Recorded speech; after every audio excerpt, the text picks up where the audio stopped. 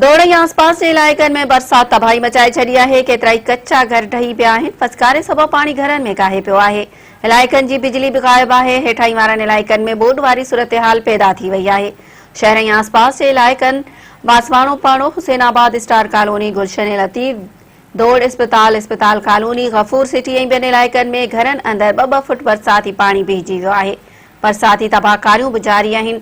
केतिरा ई कच्चा घर किरी पिया आहिनि, जॾहिं त गुज़िरियल 24 कलाकनि खां बिजली जो निज़ाम दरहम भरम थी वियो आहे।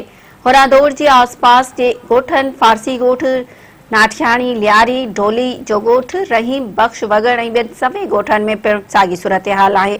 बरसाती पाणी घरनि में बीहजी वियो, निज़ाम ज़िंदगी मफ़लूज बणिजी वई आहे। इलाइक़ा तलाउ जो ॾेख ॾियण लॻा आहिनि। शदीद बरसात सबबु वणनि, कमंद, सारियनि ऐं केले जे फसल खे पिणु कापारी धकु लॻो आहे, जंहिं करे आबादगारनि जा ॿई हथ मथे ते अची विया आहिनि।